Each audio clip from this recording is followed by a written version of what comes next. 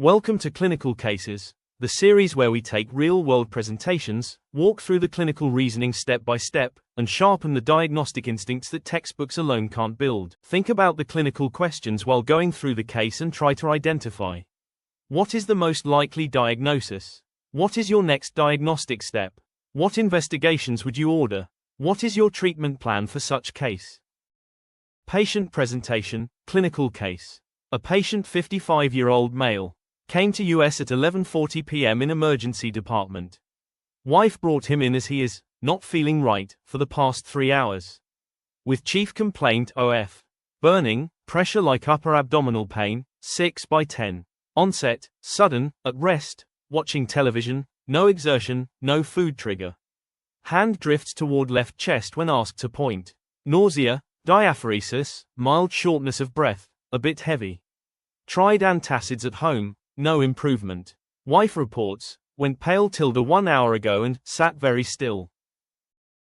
Past medical history shows that he has hypertension for 7 years and type 2 diabetes for 4 years.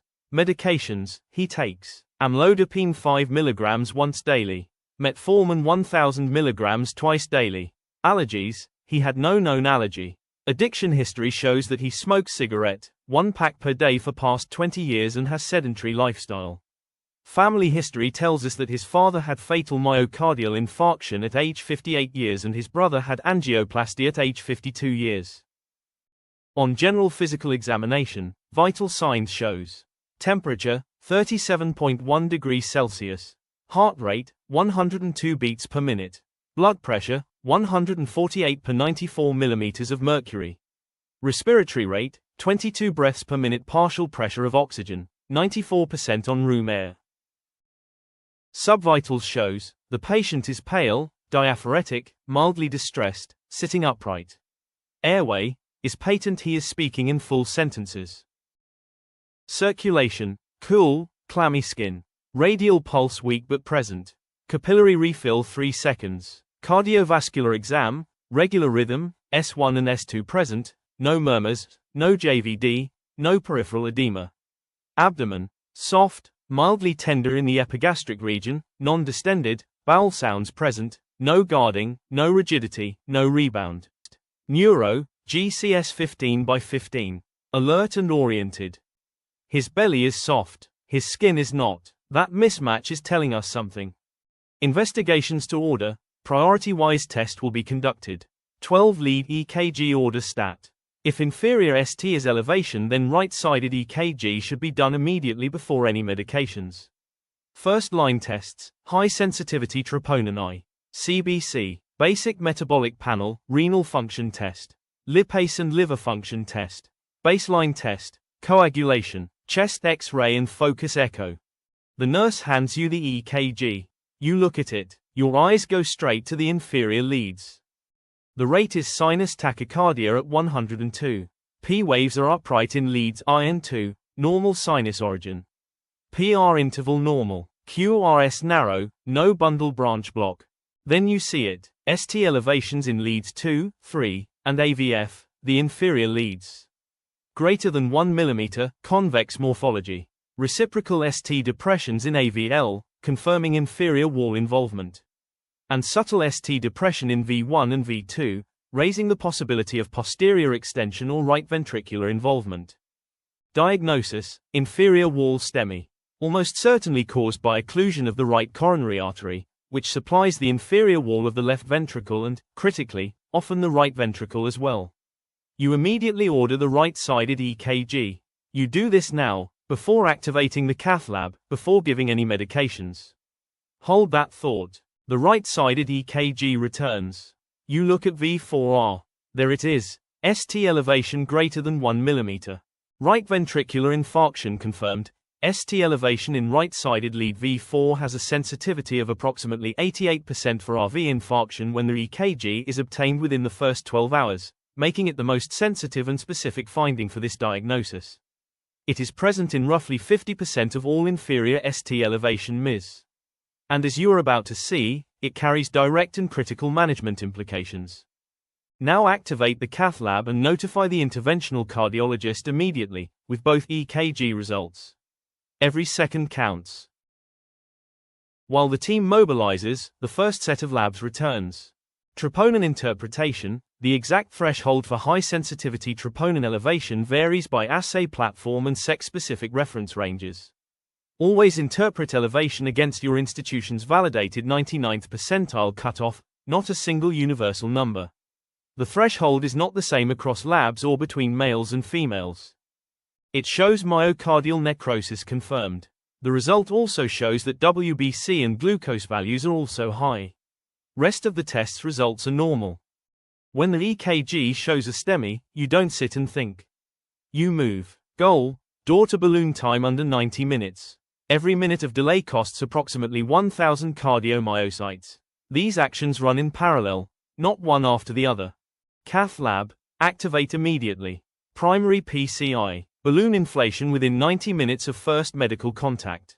Cardiology, interventional cardiologist on call. Notify immediately with EKG and right-sided EKG result. IV access and monitor, 2 large-bore peripheral IVs. Continuous cardiac monitor and defibrillator at bedside. Watch for complete heart block. Aspirin, 300 mg per loading dose. Inhibits thromboxane A2-mediated platelet aggregation immediately. P2Y12 inhibitor, ticagrelor 180 mg per, preferred, faster onset, or clopidogrel 600 mg if it is unavailable. Heparin and analgesia, unfractionated heparin IV weight-based bolus. IV opioid for pain. Avoid NSAIDs as it impairs antiplatelet effect. The nurse asks, should I give sublingual nitroglycerin?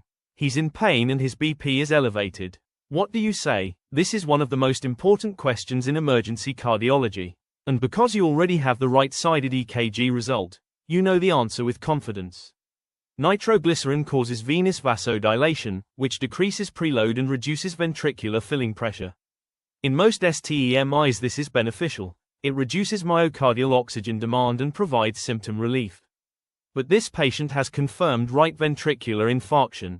The infarct-shade right ventricle loses its contractile reserve and becomes entirely preload dependent to maintain cardiac output. It cannot compensate for a drop in filling pressure. If you give nitroglycerin, preload falls, the right ventricle cannot maintain output, and you risk sudden, severe, potentially irreversible hypotension.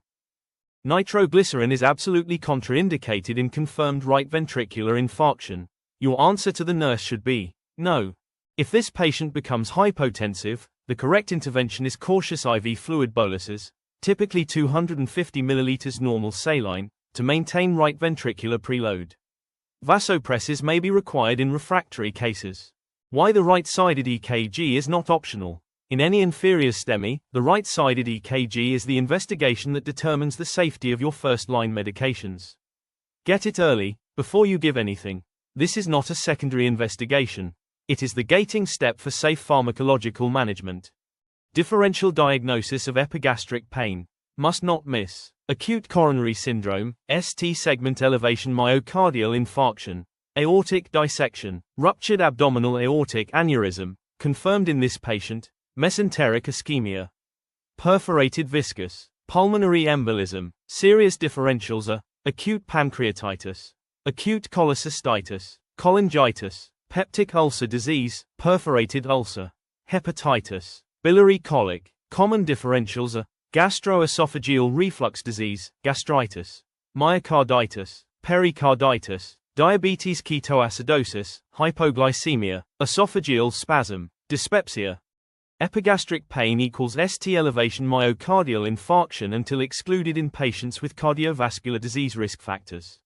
Never anchor on gastrointestinal causes without an electrocardiogram. Diabetic patients lose autonomic and somatic small fiber pain sensation. Expect atypical presentations. No chest pain does not mean no myocardial infarction. Diaphoresis plus tachycardia plus pallor equals sympathetic triad. The body is compensating for falling cardiac output. Demand an electrocardiogram immediately. 12-lead electrocardiogram first, always. Takes 30 seconds. Inferior ST segment elevation right pointing arrow. Order a right-sided electrocardiogram immediately, before any medications. V4R street segment elevation is approximately 88% sensitive for right ventricular infarction within 12 hours. present in approximately 50% of inferior ST elevation myocardial infarctions. If confirmed, nitroglycerin is absolutely contraindicated. Door to balloon time less than 90 minutes. Activate the cardiac catheterization laboratory on electrocardiogram findings alone. Do not wait for troponin or blood results. Dual antiplatelet therapy. Aspirin plus ticagrelor, preferred P2Y12 inhibitor, faster, more consistent onset than clopidogrel. Add unfractionated heparin. Start all three immediately. Patient outcome. Cardiac catheterization labs found complete proximal right coronary artery occlusion, stented successfully. Right-sided electrocardiogram findings guided the team away from nitroglycerin and toward preload preservation, likely preventing hemodynamic collapse. Discharged on day 5 with dual antiplatelet therapy, aspirin and ticagrelor, statin. Beta blocker, cardiac rehabilitation referral. If you found this clinical case valuable, please like, subscribe, and follow for more evidence-based emergency and critical care scenarios. Stay tuned for episode 2.